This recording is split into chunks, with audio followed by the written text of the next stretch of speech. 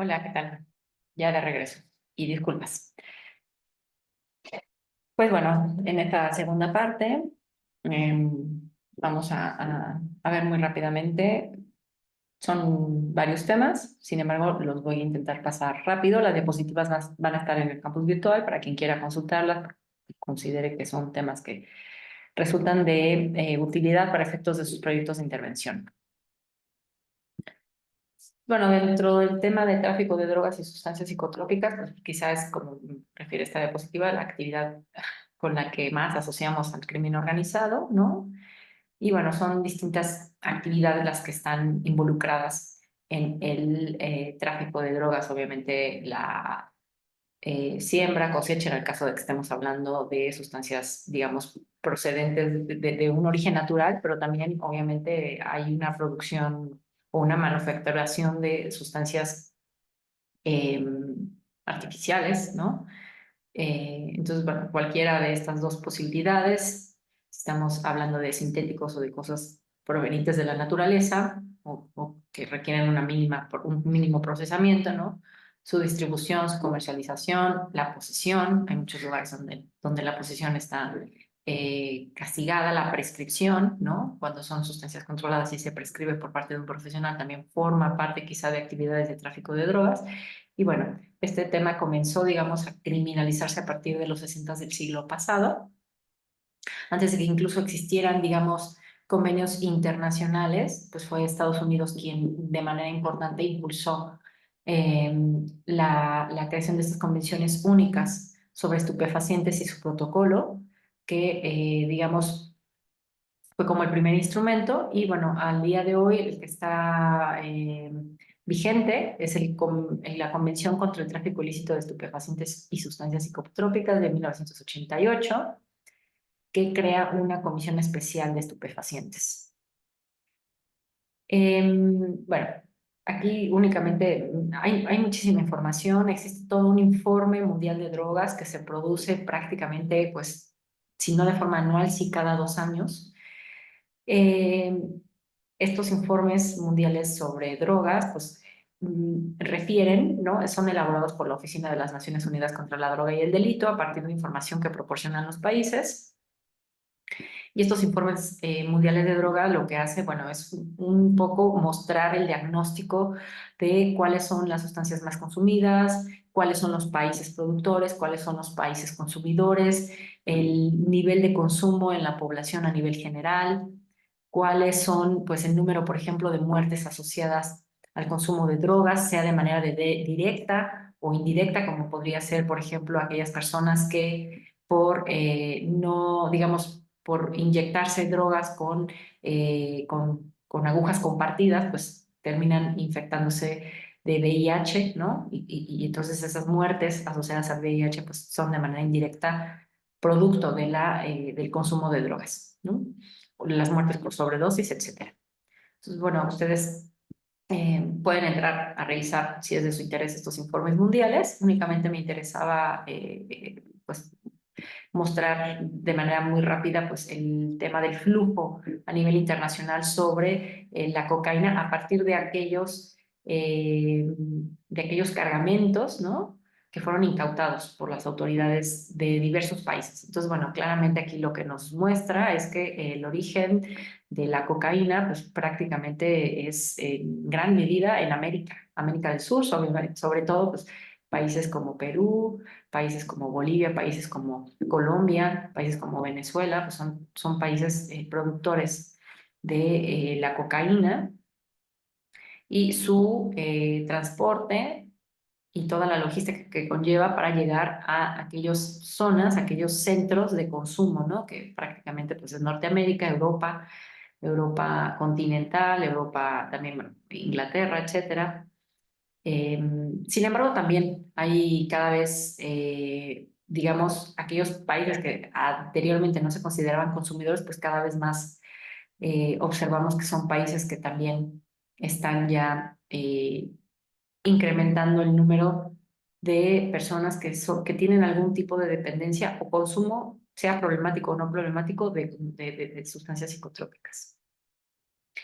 Igual en el último informe Mundial sobre la Droga, el de 2024, nos muestra el número de millones de personas, aquellas personas que hacen uso, ¿no? de algún tipo de droga a nivel mundial según el año, ¿no? Entonces, bueno, estamos hablando de que pues alrededor de en 2022, que fue, digamos, el año más reciente, pues tenemos que cerca de 300 millones de personas habían hecho alguna vez en su vida uso de las drogas. eh, y bueno, se observa, ¿no? Como el uso de las drogas en incremento, es un tema que va incrementando. De hecho, en el informe Mundial sobre Drogas 2024, se analiza un poco cuál ha sido el efecto de la legalización de la marihuana para usos lúdicos que ha tenido tanto que ha tenido lugar en Uruguay como en Estados Unidos, en varias jurisdicciones de Estados Unidos. Y bueno, se ha advertido que en realidad esta idea de que eh, la legalización de la marihuana traería una disminución en la violencia por parte de los carteles, así como un, un enfoque más sanitario en el tratamiento, digamos, de quienes tienen consumos problemáticos, pues bueno, se ha visto que no necesariamente ha ocurrido eso, las proyecciones no se han cumplido y por el contrario se ha visto que más personas tienen consumos problemáticos de marihuana. Bueno, estos resultados también hay que tomárnoslos, digamos, como con cierta distancia, ¿sí? Es muy poco el tiempo que se ha tenido para evaluar efectivamente el efecto de la descriminalización del consumo lúdico de la marihuana, como para ya hablar, digamos, de impactos, pero sí por lo menos muestra ciertas tendencias. Otro mercado, digamos, que se corresponde con el tráfico, pues es el tráfico de personas, ¿no? Que aquí estaríamos hablando de dos actividades distintas. Por un lado, la trata de personas y por otro, pues el tráfico de migrantes, ¿no? Hay un marco normativo internacional, está tanto la Convención de Palermo, como ya les había dicho, que trata sobre delincuencia organizada, que tiene un protocolo específico sobre tráfico de personas y un protocolo adicional o diferente de Naciones Unidas para prevenir, reprimir y sancionar la trata de personas, que de hecho en México, digamos que el tema de trata de personas, pues que se legisló en la primera década de este siglo, pues digamos trata de dar respuesta a las exigencias que como Estado se le imponía en este protocolo. Bueno, ¿en qué consiste la diferencia entre trata de personas y tráfico de migrantes? Bueno, creo que un tema muy importante es el tema de la voluntariedad de la víctima, ¿sí? Por un lado, en la trata de personas, pues estamos hablando de que por medio del engaño, por medio de la violencia, por medio de la amenaza, de un fraude o directamente de rapto, ¿no?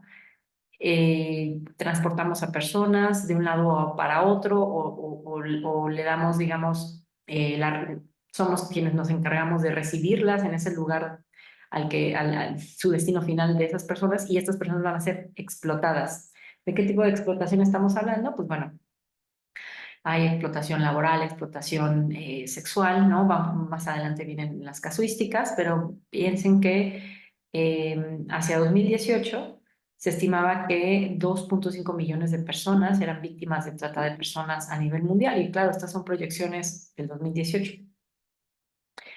Eh, es una, es un mercado que genera bastantes ingresos, no digamos al nivel del mercado de sustancias psicotrópicas, pero sí mueve mucho dinero. ¿Qué formas existen de la trata de personas? Pues explotación sexual, ¿no?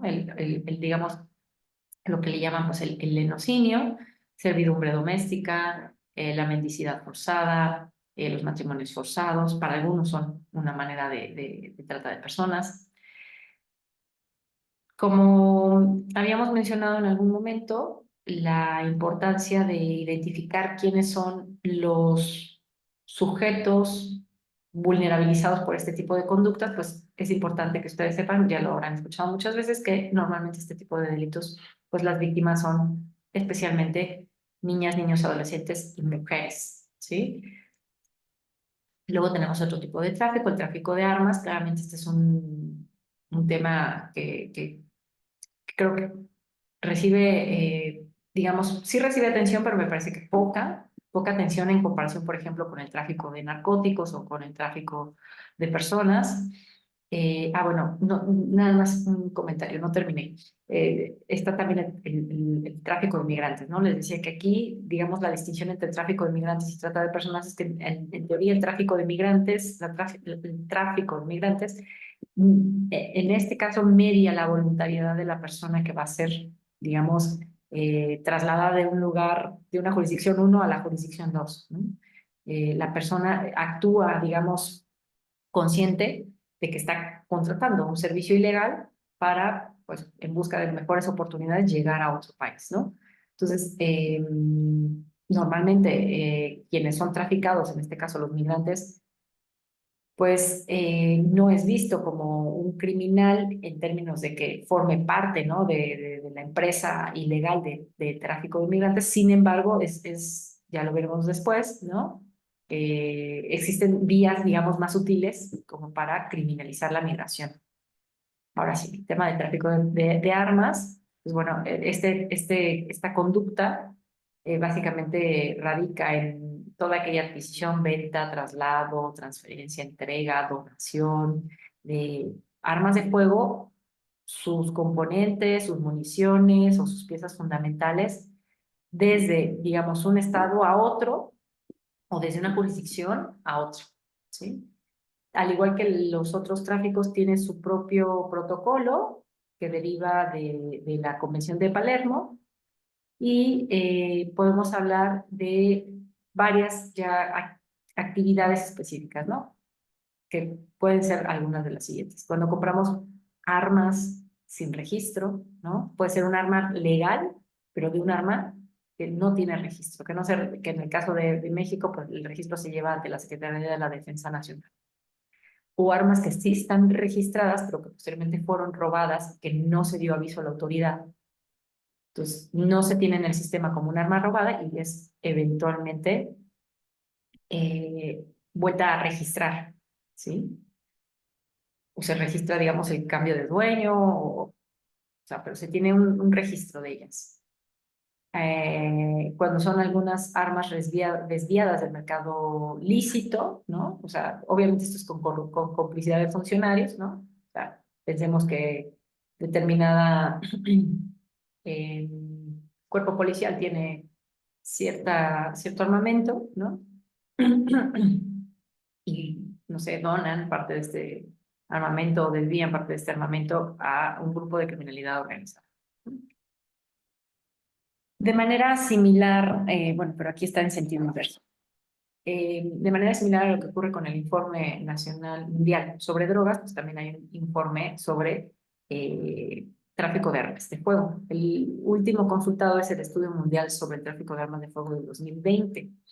Y bueno, este informe es muy amplio, es muy extenso también, para que ustedes, si gustan consultarlo, pueden darse cuenta de cuáles son las maneras tradicionales, digamos, para traficar armas.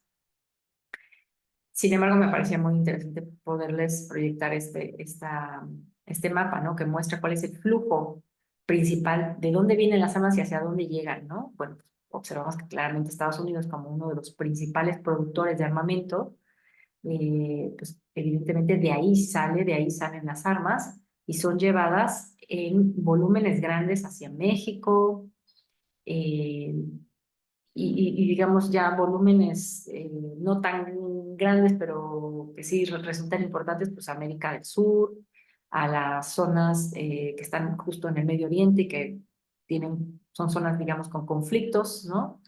Con conflictos de guerras civiles, con conflictos pues ya, conflictos que van más allá de una jurisdicción, sino que implica un conflicto internacional, ¿sí? Pero bueno, me pareció importante que vieran que efectivamente solamente hay dos flujos de volumen muy grande y esos se concentran prácticamente de los Estados Unidos a México y de la región, pues del Medio Oriente hacia el mismo Medio Oriente, o sea, son países de la región. Algunas estadísticas que creo que son importantes. El 60% de las muertes violentas en el mundo son provocadas por un arma de fuego. En México esa cifra aumenta hasta el 70% y digamos, de ese universo de muertes que son provocadas por armas de fuego, se observa que algunos estudios de la Oficina de Naciones Unidas contra la Droga y el Delito dice que cuando se realiza una trazabilidad, digamos, de esas armas recuperadas en escenas de crimen, pues de un 70 a un 90% de esas armas son rastreadas, digamos, hasta los Estados Unidos, o su origen. La compra, digamos, legal de las armas se dio en los Estados Unidos y fueron trasladadas a México mediante el tráfico. Entonces podemos observar que, bueno, definitivamente la vecindad que tenemos con Estados Unidos es un problema muy grande, ¿no? Si no fuésemos, digamos, si no tuviésemos esa posición geopolítica, quizá la situación hoy día de México sería muy distinta, ¿no? Tanto por el tema del tráfico de la droga como el tema del tráfico de las armas. Y bueno, es cierto que en Estados Unidos pues, son muy laxos o sea, realmente el mercado legal de las armas en Estados Unidos es muy laxo, cualquiera puede adquirir un arma, incluso personas con antecedentes penales pueden adquirir armas. Solo se necesita ser mayor de edad e ir y tener dinero y comprar un arma sin, digamos, sin exigirnos ningún tipo de capacitación ni conocimiento, ni mucho menos. El problema es que efectivamente, pues, la facilidad con la que se adquieren las armas en Estados Unidos hace que pues, realmente sea muy fácil, ¿no? Adquirir armas de gran calibre en Estados Unidos y trasladarlas a México. Normalmente es un traslado que se da o en barcos o un traslado hormiga, ¿no? De las personas en sus vehículos cuando atraviesan la frontera. No todos los autos son inspeccionados en la frontera, aunque en teoría existen escáneres, etcétera. Pero bueno, también piensen que en las fronteras pues hay agentes fronterizos que por supuesto son cooptados también por el crimen organizado.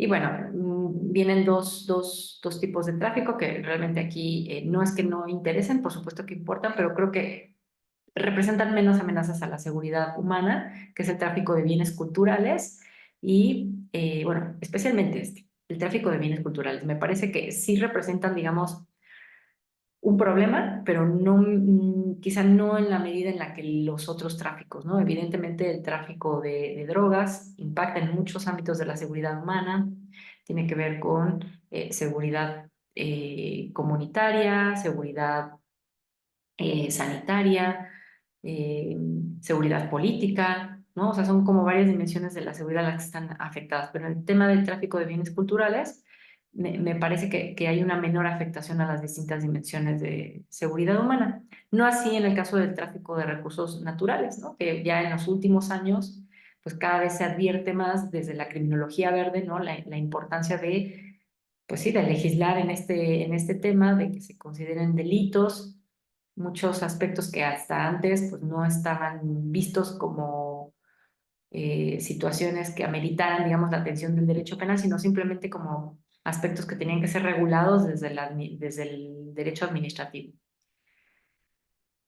Entonces, en los últimos años se ha visto, ¿no? que los distintos efectos que puede tener a nivel ambiental pues el tráfico de recursos naturales, ¿no? El desequilibrio que puede generar en determinadas zonas, en determinados eh, ambientes, ¿no? El que se introduzca una especie nueva, pueden ser especies invasoras, tanto vegetales como animales, eh, provocan desequilibrios, ¿no?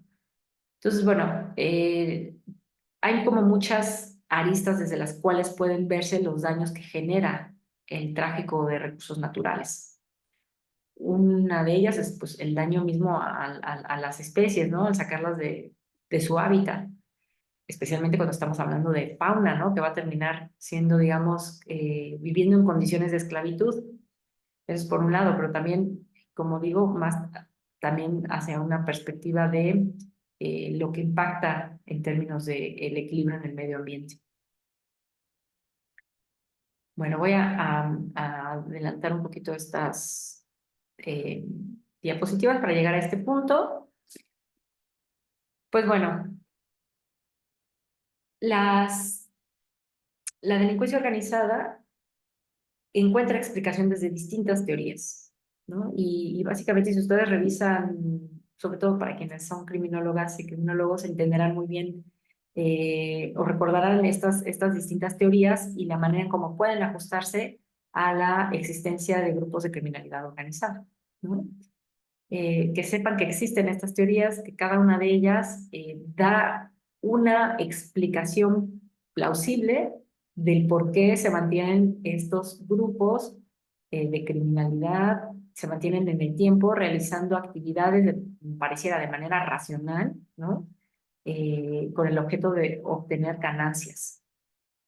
Algunos nos hablarán de algunas de estas teorías nos hablarán de los valores, algunos otros nos hablarán pues de este cálculo racional entre costos-beneficios, algunos otros nos hablarán de que pues, se aprende esta actividad y por eso es la idea de que a veces los carteles terminan siendo negocios familiares, etcétera.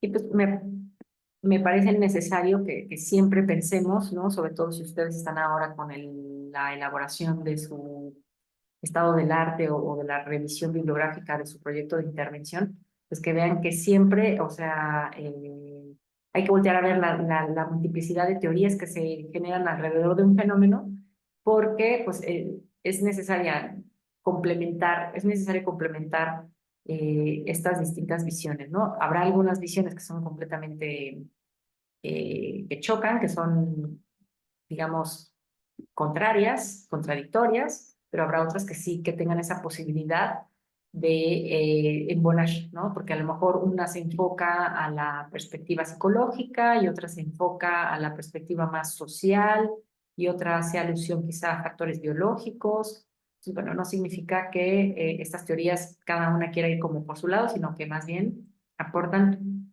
entendimiento sobre una parte de las distintas realidades.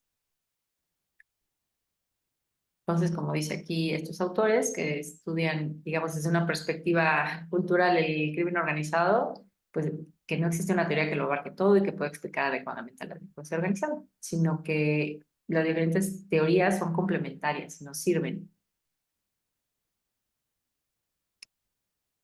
Sin embargo, al margen de que las teorías criminológicas nos permiten entender por qué la gente se involucra en estas actividades de estos mercados ilícitos, ha habido otros modelos desde otros enfoques que no necesariamente son los criminológicos que han intentado pues también explicar, ¿no? Entonces, bueno, tenemos, digamos, algunos modelos que son más de carácter económico, el sociológico, el politológico, y los voy a mencionar de manera muy sucinta. El primero y el que surgió, digamos, como digamos, casi como una consecuencia natural fue el modelo de conspiración por extranjeros. Este modelo en realidad no tiene una teoría académica detrás de sí, sino que es como la respuesta tradicional que la clase política da a la ciudadanía frente a sucesos que suponen cierta alarma social, ¿no? Entonces, bueno, digamos que donde se documentó la primera manera de enfrentar, de entender la criminalidad organizada desde esta perspectiva de no somos nosotros, son los extraños o los extranjeros, fue en Estados Unidos, ¿no? Y básicamente quien haya visto la película del Padrino, pues entenderá, ¿no? Esta idea de, pues es que no son la gente que estaba en Estados Unidos, ¿no? Sino que son los italianos, los sicilianos los que importan el crimen organizado y toda esa dinámica. Prácticamente es una forma discursiva de entender el problema y que predominó hasta 1980 y no resulta muy ajeno ni muy extraño lo que sucede hoy día en Querétaro, ¿no? Si ustedes escuchan las declaraciones que se dan por parte de gobernadores, presidentes municipales, cuando se les pregunta respecto de un suceso, siempre voltean a ver, es que esta persona, su origen no es queretano, es de Guadalajara, es de Guanajuato, o es que era de Celaya, o es que tenía algún nexo con un grupo criminal organizado de tal ciudad. Pero, o sea, siempre la idea es como nos quitamos la responsabilidad, no somos nosotros los culpables, no, no es la clase queretana, ¿no? No es la sociedad queretana. Luego viene el primer modelo, digamos, ya así académico que intenta explicar pues, la forma en que opera la criminalidad organizada. Es un enfoque más de tipo organizacional, ¿no? Que se llama el modelo burocrático, que, bueno, surge, digamos, se elabora hacia los 60 del siglo pasado y básicamente lo que nos dice es que la forma, la estructura que adopta un grupo de criminalidad organizada es similar al que adopta la burocracia, ¿no? O sea, hay jerarquías establecidas, hay una división clara de funciones, hay códigos de conducta quizá escritos, quizá no escritos, y hay mecanismos de sanción para aquellos que incumplen esos códigos de conducta, ¿no?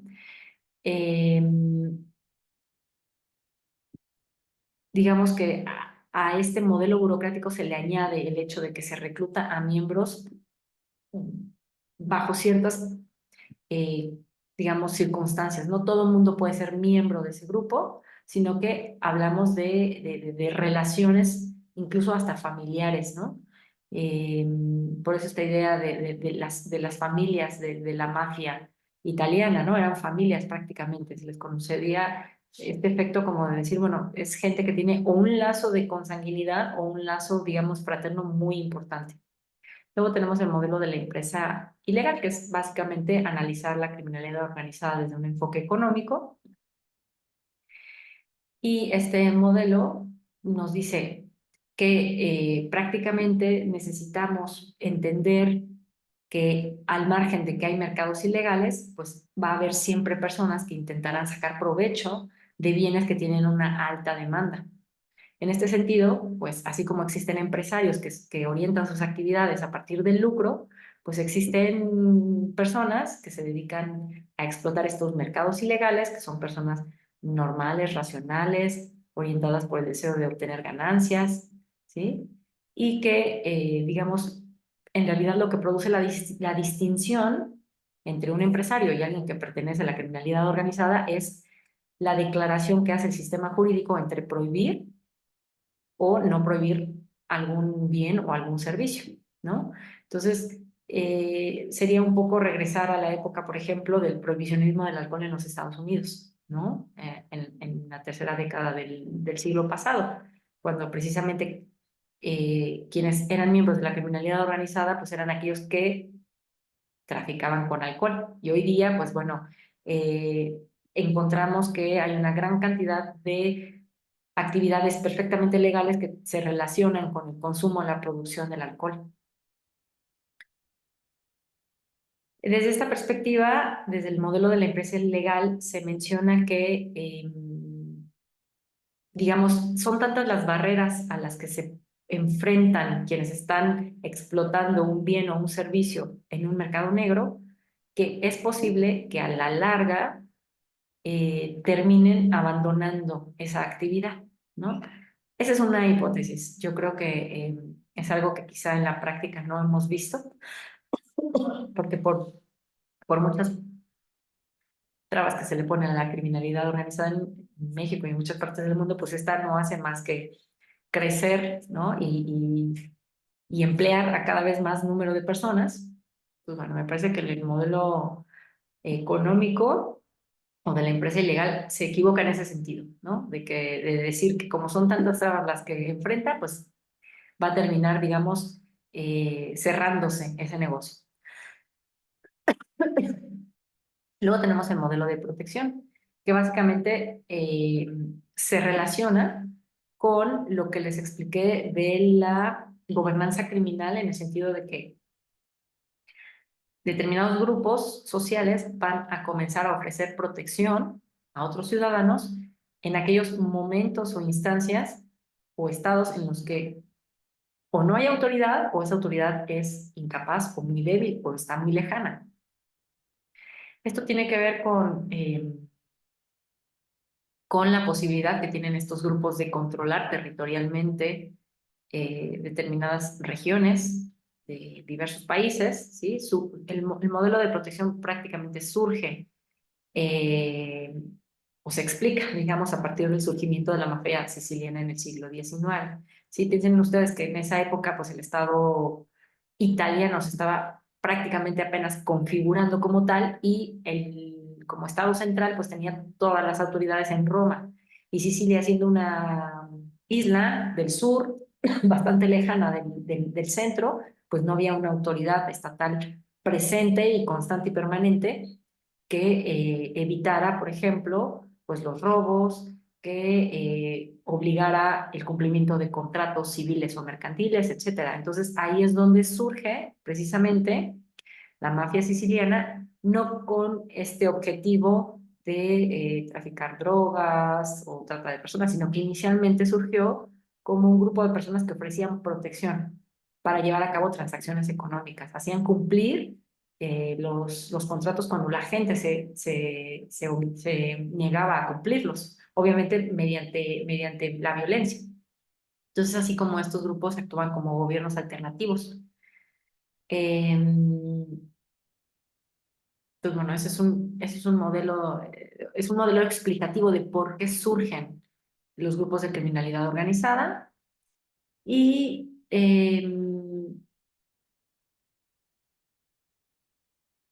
pues bueno, quedarían básicamente dos modelos, el modelo de arraigo social y de redes criminales, que es un enfoque más sociológico, ¿no? Que básicamente nos dice, bueno, es que necesitamos ver el contexto social que rodea a esta problemática, ¿sí?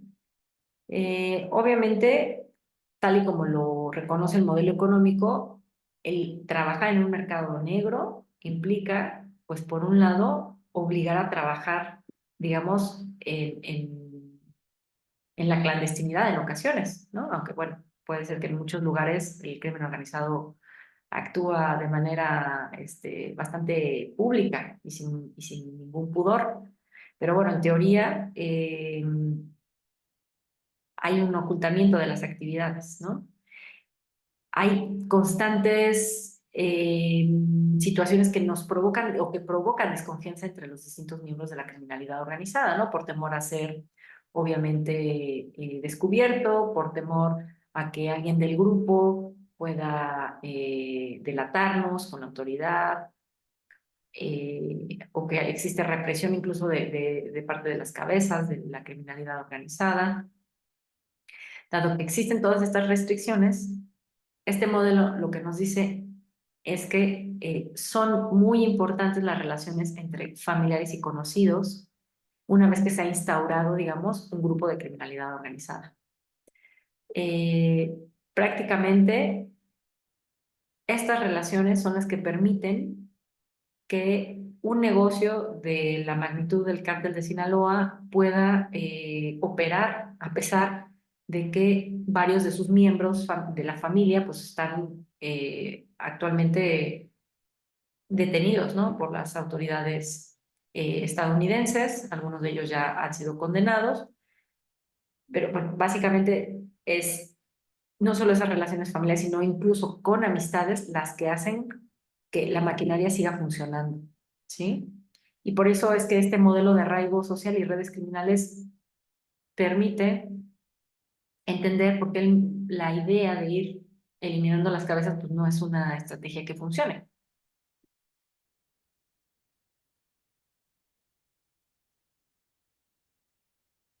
Y finalmente el modelo situacional, que es un modelo más, es un enfoque más criminológico, nada más que desde una perspectiva situacional, ¿no?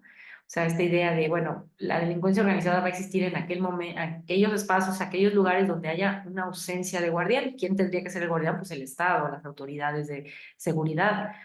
Hay un objetivo apropiado, por supuesto, las ganancias que dejan todos estos mercados negros, estos mercados ilícitos. Entonces, desde esta perspectiva de criminología situacional, la idea es que se vayan limitando, digamos, la deseabilidad, digamos, de ese objetivo, ¿no? O sea, hacerlo más costoso.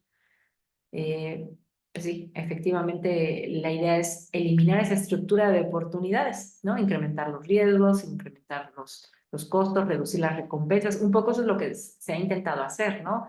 ¿Cómo incrementamos los costos? Ah, bueno, pues incrementamos las penas para determinados delitos. Ya vimos que esto está, digamos, bastante estudiado desde la perspectiva criminológica, que incrementar la severidad de las penas o modular la severidad de las penas no es algo que funcione. Pensamos que racionalmente la gente dirá, ah, claro, es que antes tenía, si yo poseía alguna sustancia de las prohibidas por la Ley General de Salud, me iban a imponer 20 años y mañana me van a imponer 40, pues entonces lo dejo de hacer. No, realmente la gente no actúa motivada por este tipo de modulaciones de la severidad de la pena. Bueno, justo una de las críticas, ¿no? Es que, de acuerdo con Lampe, este modelo no alcanza a explicar apropiadamente actividades de delincuencia organizada, ¿sí? Porque estamos hablando pues de que hay muchas cosas que son atractivas, hay todo un esquema, ¿no? Institucional que le protege. Entonces es muy difícil intentar incrementar los costos desde las instituciones si las propias instituciones están favoreciendo la actividad del crimen organizado.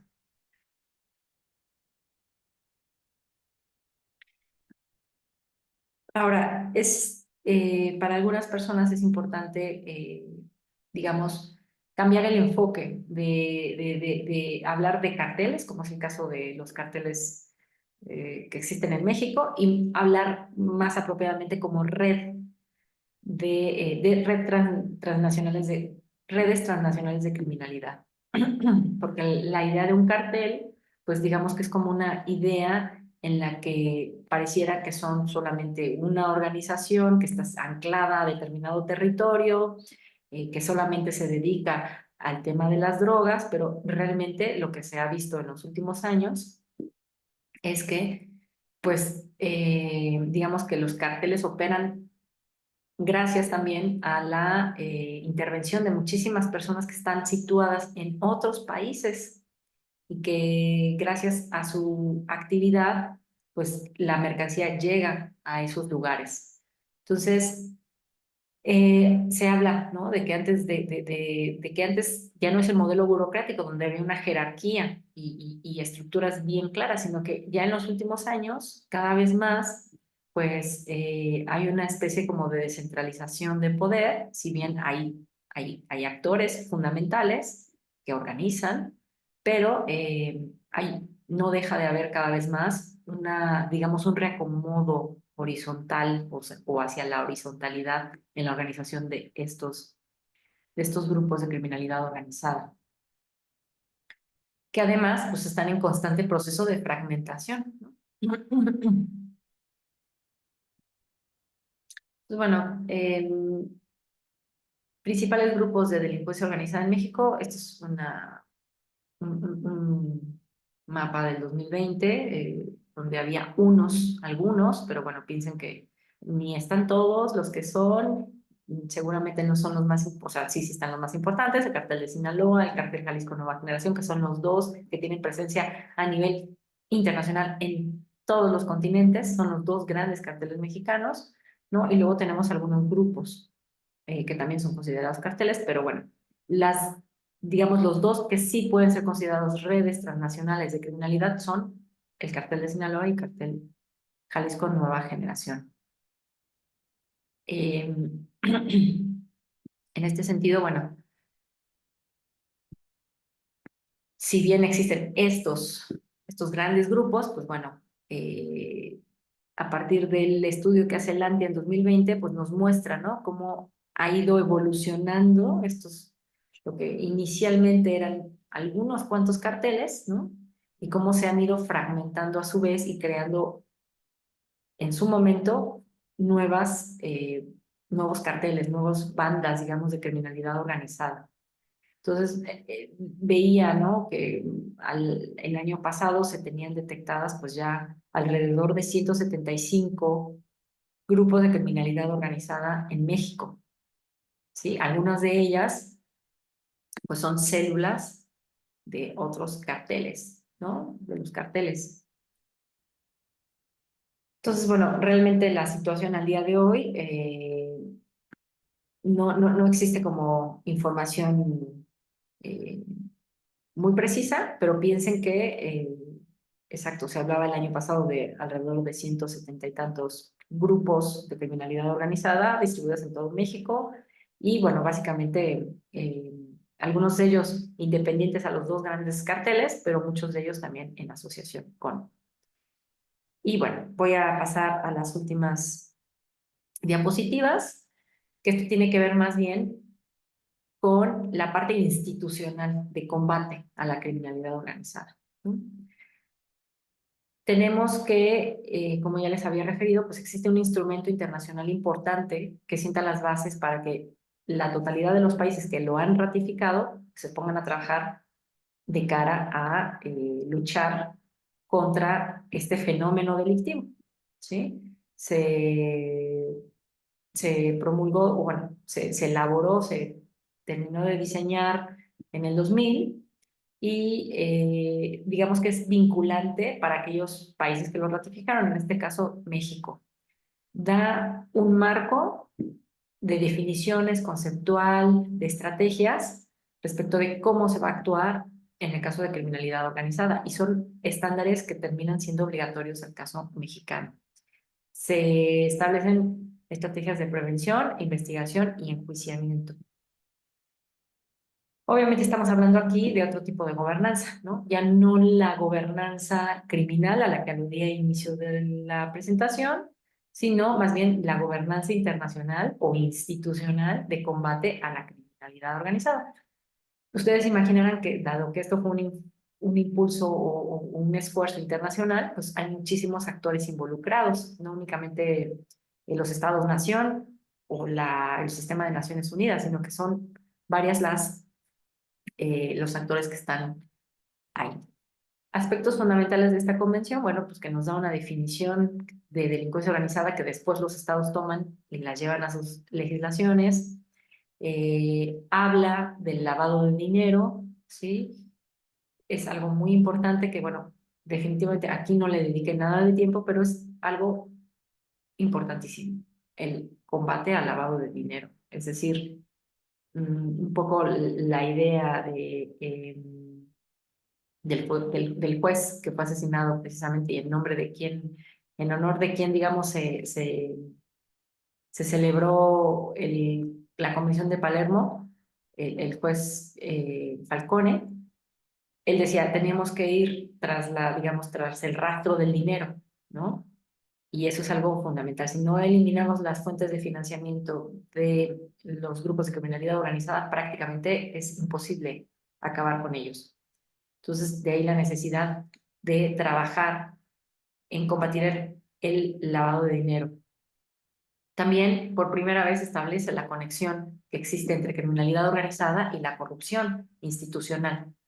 Además, da pauta a reconocer que este es un fenómeno que va más allá de las fronteras de los países y que se requiere colaboración internacional, que puede verse reflejada en extradición, traslado de condenados, asistencia jurídica recíproca, investigaciones conjuntas, y da muchísima información sobre, bueno, cómo tenemos que procesar un caso cuando el delito se comete en Estados Unidos, pero inició en México, por ejemplo, ¿no? O sea, son cuestiones más de carácter jurisdiccional para que los procesos que se abran pues sean exitosos.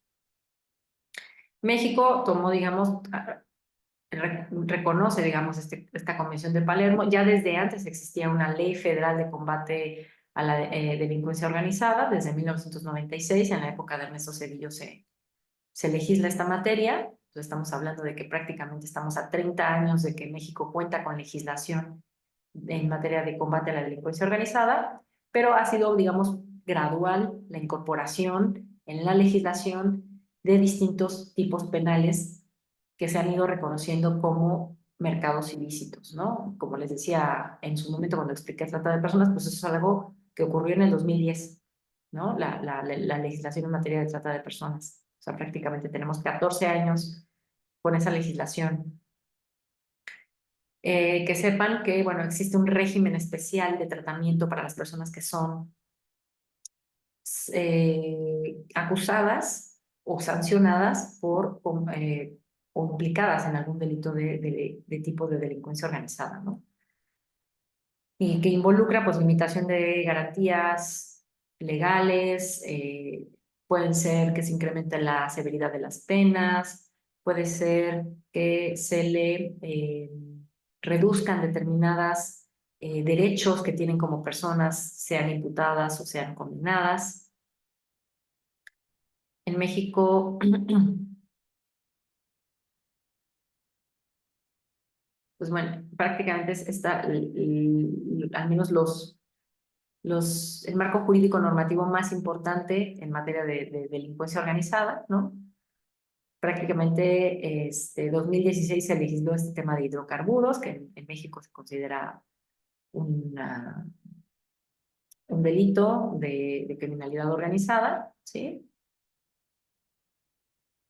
Y bueno, existen distintas estrategias de combate, ¿no? No los voy a profundizar, solamente piensen que son el tipo de actividades que realizan, digamos, las policías de distintos países, incluso la Interpol, ¿no?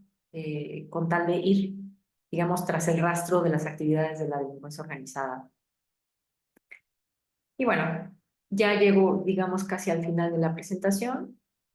Es necesario volver a repetir lo que ya mencioné, ¿no? Hay gente que opina que básicamente esta estrategia de ir contra las cabezas, pues prácticamente no es algo que no esté funcionando, ¿no? Un poco lo que sostiene Kleiman, de cuando la fuerza bruta pues falla, pues básicamente no podemos salir, digamos, a descabezar a estos grupos de criminalidad organizada pensando que con eso ya estamos logrando de manera exitosa acabar con la fuerza y con el poder de esos carteles.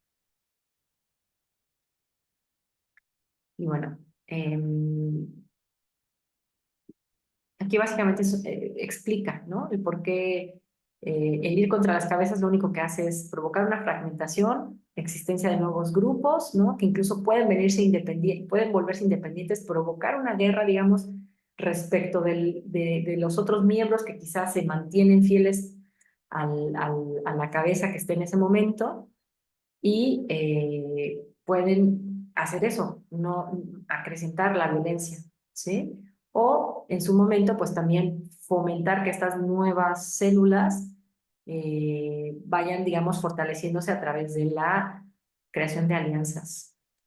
Y pues bueno, llegamos al final de la sesión. Yo me despido. Cualquier duda que tengan, pueden escribirme. Les voy a dejar alguna actividad. Disculparán, ha sido un poco accidentada la sesión. Les he pedido prácticamente ver dos videos distintos, una duración bastante, pues, digamos, larga en comparación con mis videos anteriores, pero bueno, eh, lo he hecho entre clases y además tengo en unos minutos una ponencia. Entonces, agradezco su comprensión, les escribo para darles las instrucciones de la actividad que voy a dejar y espero que estén muy bien. Muchísimas gracias.